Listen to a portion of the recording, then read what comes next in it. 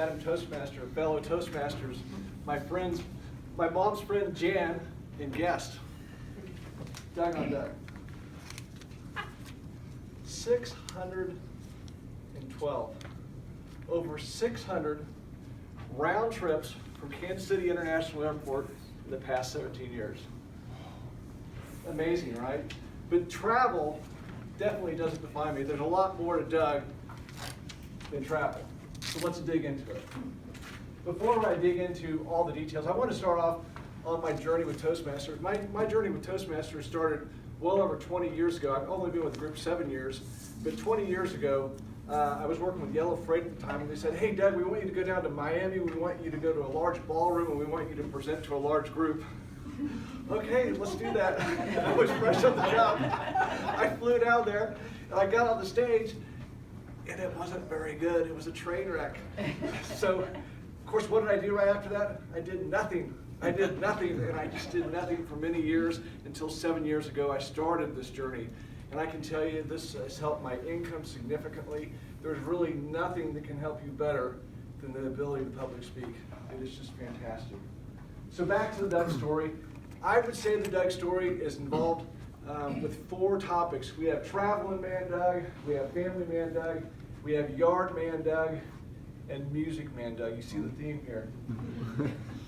So back in the day, here I am in college, University of North Texas State then, but started off in St. Louis, moved to Kansas City down by the plaza with my parents, went to Maryville, Missouri for a while, lived in the Dallas area for a while, and then ironically I ended up back in Kansas City back in the late 90s. So just love this town, a lot of great energy here.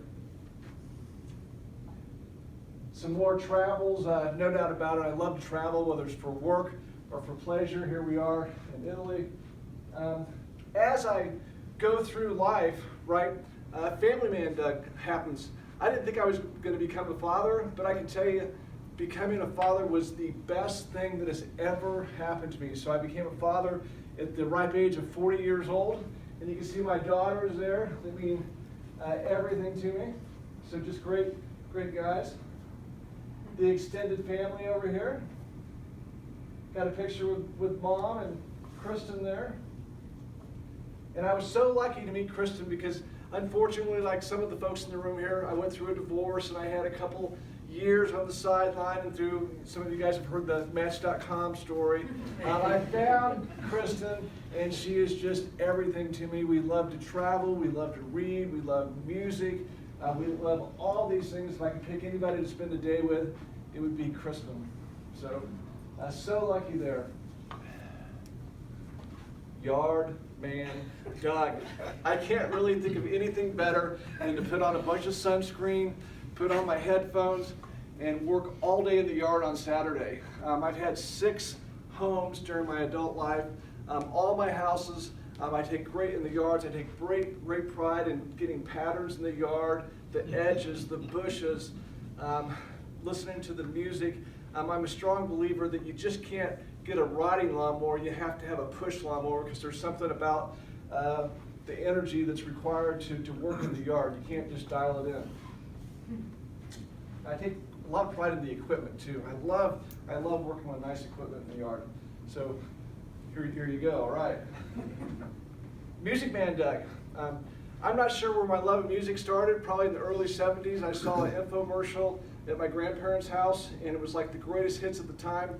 And I told my grandparents, I've got to have that record. Of course, they bought it for me, and I got it at home, and in my basement, I would just listen to it over and over and over again. Since then, I have been to countless concerts. I've been to every Rolling Stones concert, every tour that they've had, just about since 1981. Just love those guys. Here we are at Guns N' Roses a few years ago. So there's just nothing like going to a concert. It's just, music is incredible. It's a big part of my life. So you look at everything, what makes up Doug? We have family man Doug, we have traveling man Doug, we have yard man Doug, we have music man Doug. So if you happen to be going through the airport and you see a middle-aged man with a couple kids and a lawnmower and a wife, and most importantly, You might hear a little Kid Rock on his phone. That would be me. Thank you.